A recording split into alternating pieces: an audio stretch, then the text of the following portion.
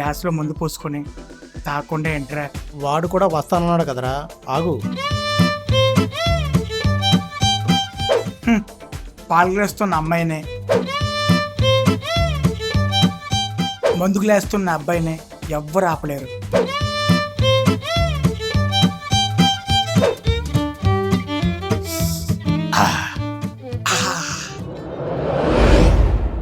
అంటే అప్పటికప్పుడు ఊరి నుంచి రావడం కష్టం కదా, అందుకే మీ ముగ్గురం వచ్చాం.